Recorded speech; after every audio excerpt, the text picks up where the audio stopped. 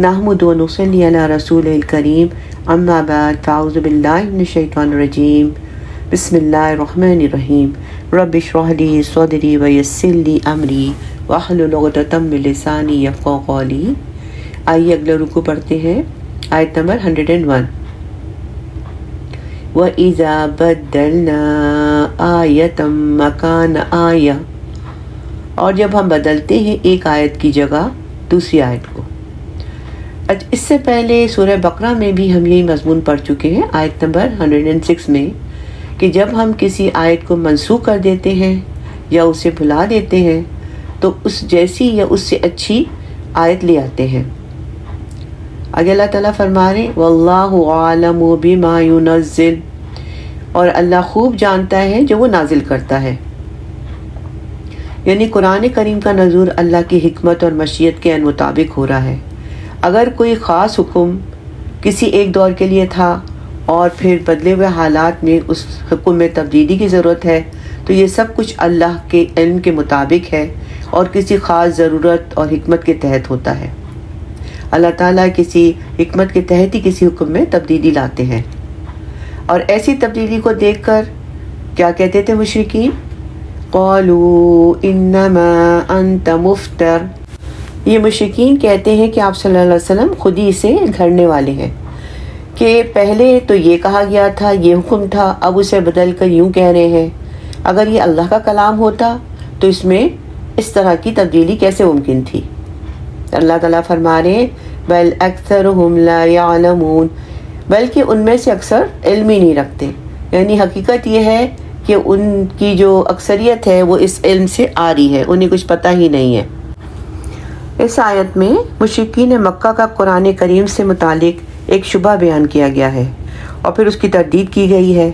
قرآن کریم میں بعض جگہوں میں ایسا ہوا ہے کہ اللہ تعالیٰ نے ایک آیت نازل فرمائی، پھر مخلوق کی مصلحت کے پیش نظر اس آیت کو منسوخ کر دیا اور اس کی جگہ دوسرے حکم نے لے لی۔ تو مشرکین اپنی کم عقلی اور قلت ایمانی کی وجہ سے کہتے تھے کہ محمد صلی اللہ علیہ وسلم جھوٹے ہیں اور ہر روز اپنی طرف سے ایک نئی بات پیدا کرتے ہیں، اور یہ کہتے ہیں کہ یہ تبدیلی اللہ کی جانب سے ہے۔ یہاں اسی شبے کا ازالہ کیا جا رہا ہے اور کہا گیا کہ اللہ تعالیٰ کبھی اپنے بندوں کی مصلحت کی خاطر ایک آیت نازل فرماتے ہیں، پھر اپنی حکمت کے تقاضے کے مطابق اسے منسوخ کر دیتے ہیں اور اس کی جگہ دوسرا حکم لے آتے ہیں۔ محمد صلی اللہ علیہ وسلم اپنی طرف سے کوئی بات نہیں کہتے، بلکہ جبریل علیہ السلام اپنے رب کے حکم سے اسے آپ صلی اللہ علیہ وسلم کے پاس لے کر آتے ہیں۔ آیت نمبر 102۔ قُلْ نَزَّلَهُ رُوحُ الْقُدُسِ مِنْ رَبِّكَ بِالْحَقِّ، آپ صلی اللہ علیہ وسلم کہیے کہ اسے نازل کیا ہے روح القدس نے آپ صلی اللہ علیہ وسلم کے رب کی طرف سے حق کے ساتھ۔ یہاں روح القدس کا لفظ حضرت جبریل علیہ السلام کے لیے آیا ہے، یعنی ایک پاک فرشتہ اس کلام کو لے کر آیا تھا۔ لِيُثَبِّتَ الَّذِينَ آمَنُوا، تاکہ وہ ثابت قدم رکھے اہل ایمان کو، وَهُدًى وَبُشْرَى لِلْمُسْلِمِينَ، اور یہ ہدایت اور خوشخبری ہو فرما برداروں کے لیے۔ یعنی جیسے جیسے حالات میں تبدیلی آ رہی ہے ویسے ویسے اس قرآن کے ذریعے مسلمانوں کو ہدایت اور رہنمائی مل رہی ہے اور اس کا اہتمام بھی کیا جا رہا ہے۔ مثلا حضرت آدم علیہ السلام کا قصہ اور ابلیس کا قصہ پہلی دفعہ بیان کیا گیا تو اس میں وہ تفصیلات بیان نہیں کی گئیں، جو اس کا ضروری تفصیلات تھیں وہ بیان کی گئیں۔ پھر جیسے جیسے حالات میں تبدیلی آئی تو یہ قصہ مزید تفصیلات کے ساتھ پھر نازل ہوا، اور اسی اصول کے تحت اور ضرورت کے تحت اس کا نزول ہوتا رہا، اور ہر دور کے مطابق اہل حق میں اس میں ان کے لیے رہنمائی پائی گئی، ان کے لیے سبق پایا گیا۔ یہاں جیسے ہے بتایا گیا کہ یہ قرآن جو ہے جبریل علیہ السلام اپنے رب کے حکم سے آپ حضور صلی اللہ علیہ وسلم کے پاس لاتے تھے تاکہ مومنوں کے ایمان میں اور یقین میں اضافہ ہو۔ جیسے بارش کا پانی جب زمین پہ پڑتا ہے تو اسے زندہ کر دیتا ہے، اسی طرح نزول قرآن سے مومنوں کے دلوں کو زندگی ملتی ہے۔ قرآن ہدایت کا سرچشمہ ہے اور مسلمانوں کو دین اور دنیا کی فلاح کی خوشخبری ملتی ہے۔ اور اس آیت میں ہدی و بشریٰ للمسلمین میں اس طرف اشارہ کیا گیا ہے کہ یہ قرآن مسلمانوں کے لیے ہدایت کا سرچشمہ بھی ہے اور ان کی فلاح کی خوشخبری بھی ہے اور دین و دنیا میں ان کی کامیابی کی خوشخبری ہے، لیکن اس کے برعکس جو دشمنان اسلام ہیں ان کے کفر اور ان کی جو عناد کو اور بڑھا دیتا ہے اور ان کے غم میں اور اضافہ کر دیتا ہے۔ یہ خوشخبری ان لوگوں کے لیے ہے، اور مسلمانوں کے لیے جو خوشخبری ہے یعنی مومنین کے دلوں کو زندگی ملتی ہے اور یہ ان کو دلوں کی تسکین کا ذریعہ ہے، مسلمانوں کے دلوں کی تسکین کا ذریعہ ہے۔ اس کے برعکس جو دشمنان اسلام ہیں یہ ان کے کفر کو اور بڑھا دیتا ہے اور ان کے غم میں اور اضافہ کر دیتا ہے۔ آیت نمبر 103 وَلَقَدْ نَعْلَمُ أَنَّهُمْ يَقُولُونَ إِنَّمَا يُعَلِّمُهُ بَشَرٌ، اور ہمیں خوب معلوم ہے وہ کہتے ہیں کہ اس کو تو ایک انسان سکھاتا ہے، یعنی مشرکین رسول صلی اللہ علیہ وسلم پر ایک الزام یہ بھی لگا رہے تھے کہ آپ کو کسی اجمی غلام کو یا اہل کتاب میں سے کسی ایک آدمی کو گھر میں چھپا رکھا ہے جو تورات کا عالم ہے، اور اس سے آپ یہ ساری باتیں سیکھتے ہیں اور پھر وہی کے نام پر ہمیں سناتے ہیں اور آپ ہم پر روب جماتے ہیں۔ آگے اللہ تعالیٰ فرما رہے ہیں لسان الذی یلحدون الیہ اعجمی وہذا لسان عربی مبین، یہ لوگ جس کی طرف غلط طور پہ منسوب کر رہے ہیں اس کی زبان تو ان کے بقول اجمی ہے اور یہ قرآن فصیح عربی زبان میں ہے، چنانچہ یہ الزام لگاتے ہوئے ان کو خود سوچنا چاہیے کہ کوئی اجمی ایسی فصیح اور بلیغ عربی کیسے بول سکتا ہے۔ مشرکین مکہ کہتے تھے کہ یہ قرآن اللہ کی طرف سے نازل کردہ نہیں ہے بلکہ محمد کسی آدمی سے سیکھ کر لوگوں کو سناتے ہیں، اور وہ دعویٰ کرتے ہیں کہ ان پر اللہ کی طرف سے وحی نازل ہوتی ہے۔ مفسرین نے اس آدمی کے کئی نام بتائے ہیں، لیکن جو زیادہ مشہور نام ہے وہ ہے اس کا نام جبر تھا اور وہ روم کا نصرانی تھا اور اس نے اسلام قبول کر لیا تھا۔ اللہ تعالیٰ نے ان کے اس بہتان اور جھوٹ کی تردید کرتے ہوئے فرمایا کہ جس آدمی کے بارے میں کفار کہتے ہیں کہ اس سے نبی کریم صلی اللہ علیہ وسلم سیکھتے ہیں وہ تو عجمی ہے، یعنی غیر عرب ہے، اور قرآن تو فصیح اور بلیغ عربی زبان میں نازل ہوا ہے۔ یہ کیسے ممکن ہے کہ غیر عرب آدمی اعلیٰ عربی زبان میں ایسی حکمت کی باتیں کرے اور محمد صلی اللہ علیہ وسلم کو تعلیم دے اس چیز کی؟ یہ تو ناممکن ہے، یہ سوچتے نہیں کیا؟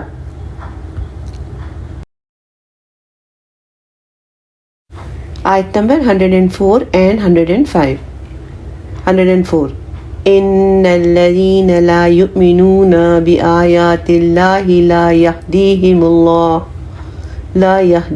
الله ولهم عذاب علیم، یقیناً جو لوگ اللہ کی آیات پر ایمان نہیں رکھتے اللہ انہیں ہدایت نہیں دے گا اور ان کے لیے دردناک عذاب ہے۔ یعنی اللہ کا یہ طریقہ نہیں ہے کہ کسی کو زبردستی کھینچ کر ہدایت کی طرف لے کر آئے۔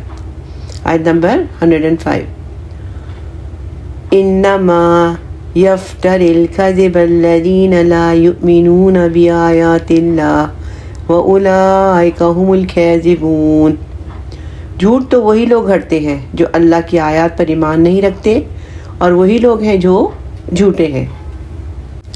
پچھلی آیت میں رسول صلی اللہ علیہ وسلم کی طرف جو مشرکین مکہ نے بہتان اور جھوٹ باندھا تھا اللہ تعالیٰ نے اس کی تردید کی، اور اب کہا جا رہا ہے کہ جو لوگ اللہ کی آیتوں کی تصدیق نہیں کرتے اللہ تعالیٰ حق کی طرف ان کی رہنمائی نہیں فرماتا۔ یعنی اللہ کی جو آیات ہیں، جو قرآن نازل ہو رہا ہے اور رسول صلی اللہ علیہ وسلم جو پیغام لا رہے ہیں اس کو سچ نہیں مانتے، اس کو حق نہیں مانتے، اور تو اللہ تعالیٰ ایسے لوگوں کی رہنمائی نہیں کرتا، اور آخرت میں انہیں دردناک عذاب ملے گا۔ یعنی ان کا انجام یہ ہے کہ انہیں آخرت میں دردناک عذاب ملے گا۔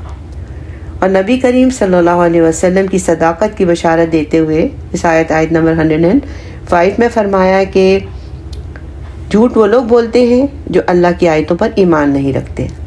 جھوٹ بولنا کافروں کی لازمی صفت ہے اور ان کی عادت ہے، اور یہ تو کفار قریش جو ہے اس عادت میں سب سے اول ہے، یعنی پیش ہے وہ۔ اور اس سے بڑھ کر جھوٹ کیا ہو سکتا ہے کہ وہ اللہ کی آیات کی تکذیب کر رہے ہیں۔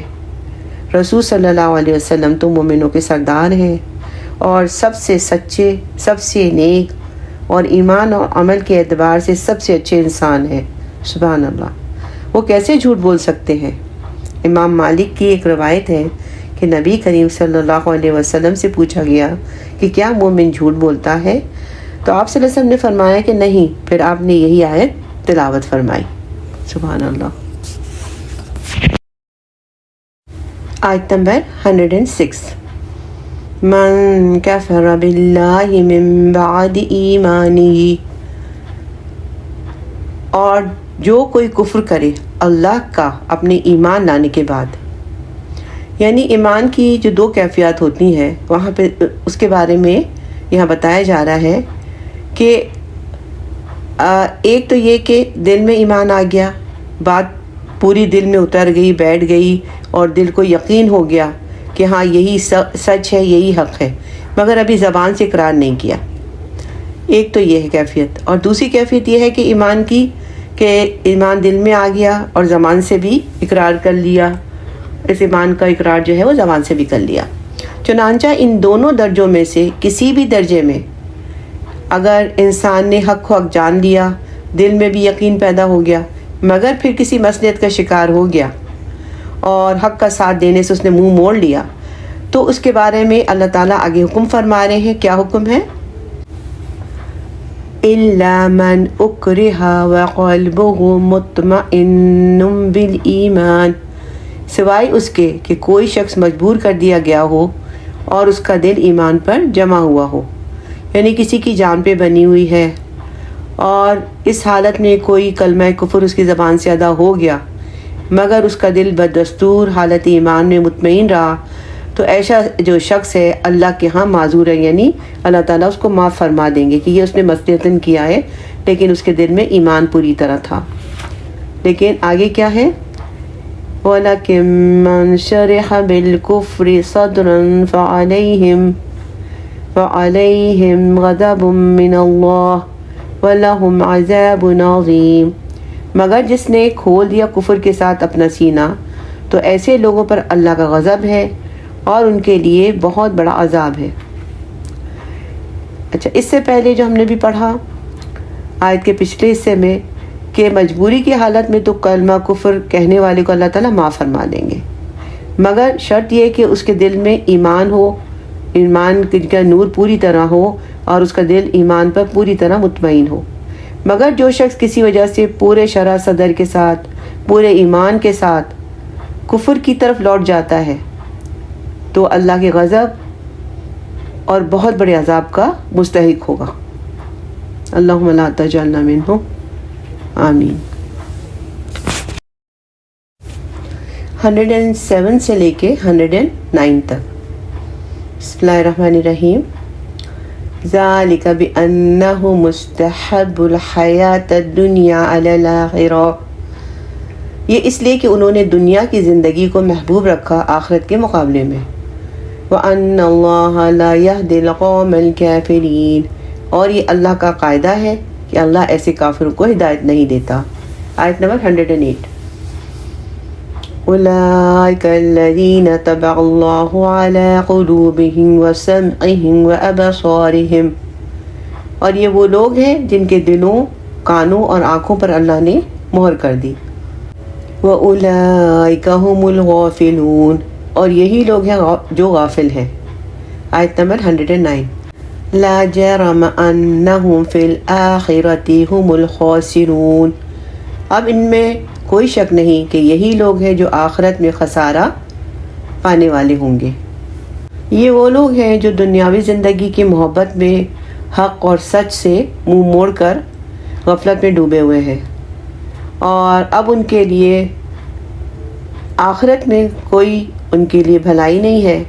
ان کے اس طرز عمل کی وجہ سے آخرت کی بھلائیوں میں ان کا کوئی حصہ نہیں ہوگا اور آخرت کا عذاب ان کے لیے تیار ہے۔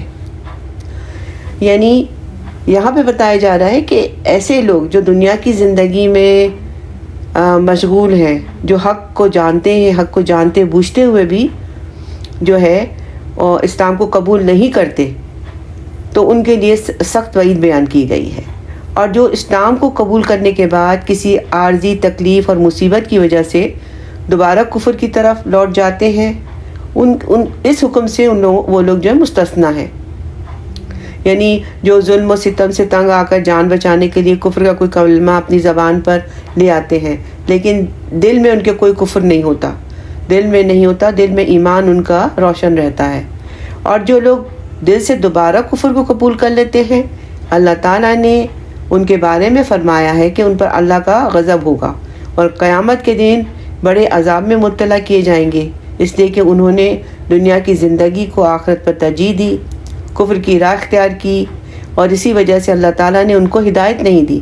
ان کے جو یہ کفر ہے اور ان کی ہٹ دھرمی کی وجہ سے، یعنی حق کو سچ کو دیکھتے ہوئے لیکن اپنے غرور اور تکبر اور اپنے کفر کی وجہ سے انہوں نے حق کا راستہ نہیں اختیار کیا، تو اللہ تعالیٰ نے ان کے دلوں، ان کے کانوں اور آنکھوں پر مہر لگا دی اور انہیں غفلت میں مبتلا کر دیا، اور ان پر خیر و صلاح کے سارے جو دروازے بند کر دیے۔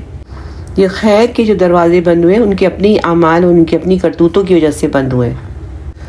دنیا میں مومن کی حیثیت تاجر کی ہے جو اپنی نیکیوں کے ذریعے آخرت کی سعادت خریدتا ہے، لیکن جب کسی انسان میں کوئی محرومی ہو، یعنی حق کو دیکھتے ہوئے، حق کو جانتے ہوئے اور اس کو نہ پہچاننا، تو اسے خسارے کے سوا کچھ نہیں ملے گا، یعنی اس کا نقصان ہی نقصان ہے۔ اسی لیے اللہ تعالیٰ نے آیت نمبر 109 میں فرمایا کہ آخرت میں در حقیقت یہی لوگ خسارہ پانے والے ہوں گے۔ آیت نمبر 106 کے بارے میں حضرت ابن عباس رضی اللہ تعالیٰ عنہ سے مروی ہے کہ یہ آیت عمار بن یاسر کے بارے میں نازل ہوئی تھی، جب مشرکین مکہ نے انہیں عذاب دے دے کر مجبور کر دیا تھا کہ وہ نبی کریم صلی اللہ علیہ وسلم کو برا کہیں اور ان کے معبودوں کی تعریف کریں۔ جب انہوں نے رسول صلی اللہ علیہ وسلم سے اپنا واقعہ بیان کیا تو آپ صلی اللہ علیہ وسلم نے پوچھا کہ تم نے اپنے دل کو کیسا پایا؟ انہوں نے کہا میں اپنے ایمان سے پورے طور پہ مطمئن ہوں۔ تو آپ صلی اللہ علیہ وسلم نے فرمایا کہ اگر وہ دوبارہ تمہارے ساتھ ویسا برتاؤ کریں تو تم دوبارہ ویسے ہی کلمات استعمال کرو۔ اسی لیے مفسرین نے لکھا ہے اور اہل علم کا اتفاق ہے کہ جو شخص اپنی جان بچانے کے لیے کلمہ کفر زبان پر لے آئے گا اس کو کوئی گناہ نہیں، اور ابن کثیر نے لکھا ہے کہ جو شخص کفر کرنے پر مجبور کیا جائے اس کے لیے جائز طور پر کفر کا اظہار کر دینا جائز ہے، اور یہ بھی جائز ہے کہ وہ انکار کر دے، جیسا کہ حضرت بلال حبشی رضی اللہ عنہ نے کیا تھا، ہر تکلیف برداشت کرتے رہے اور احد احد کا نعرہ لگاتے رہے۔ بلال رضی اللہ عنہ کہتے ہیں کہ اگر مجھے کوئی اور کلمہ معلوم ہوتا جو کافروں کو اور زیادہ غصہ دلاتا تو میں وہ ضرور کہتا۔ سبحان اللہ، یہ ہے ایمان کے درجات، اور ہمیں بھی اپنے آپ میں ٹٹولنا چاہیے کہ ہمارا ایمان کس درجے کا ہے۔ آیت نمبر 110، ثم ان ربك للذين هاجروا من بعد ما فتنوا ثم جاهدوا وصبروا ان ربك من بعدها لغفور رحیم۔ یقیناً آپ صلی اللہ علیہ وسلم کا رب ان کے حق میں جنہوں نے ہجرت کی اس کے بعد کہ انہیں تکالیف پہنچائی گئی، پھر انہوں نے جہاد کیا اور صبر کیا، یقیناً آپ صلی اللہ علیہ وسلم کا رب سب کچھ کے بعد بخشنے والا اور رحم کرنے والا ہے۔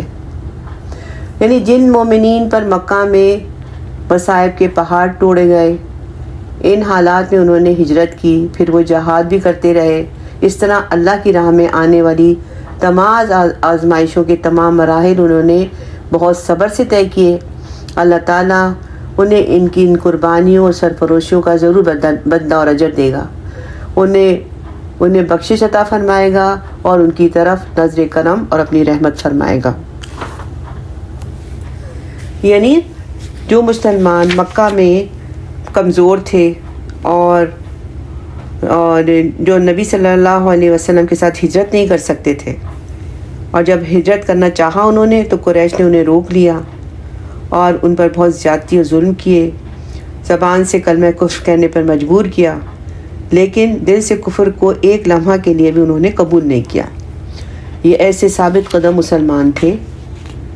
کچھ عرصے کے بعد انہوں نے بھی ہجرت کی، ان کو ہجرت کا موقع ملا تو مدینہ پہنچ گئے اور انہوں نے رسول صلی اللہ علیہ وسلم کے ساتھ جہاد کیا اور صبر و استقامت کا ثبوت پہنچایا۔ اللہ تعالیٰ نے انہی مسلمانوں کے بارے میں فرمایا کہ اللہ تعالیٰ انہیں قیامت کے دن معاف فرما دے گا۔ سبحان اللہ، ان کے حال پر رحم کرے گا، جب یعنی قیامت کے دن ہر آدمی کو صرف اپنی فکر ہوگی اور اس کوشش میں لگا ہوگا کہ اسے عذاب نار سے نجات مل جائے، اور دنیا میں ہر آدمی جو بھی خیر و شر کرے گا اس کا پورا پورا بدلہ دیا جائے گا، اور کسی پر ذرا برابر بھی ظلم نہیں ہوگا۔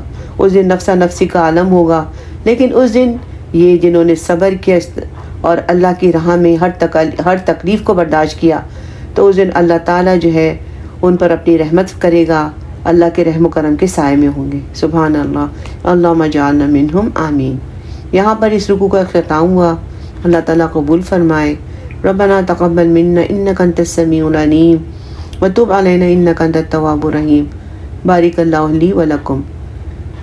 سبحانک اللہم وبحمدک، نشہد ان لا الہ الا انت، نستغفرک ونتوب الیک، آمین یا رب العالمین۔ السلام علیکم ورحمۃ اللہ وبرکاتہ۔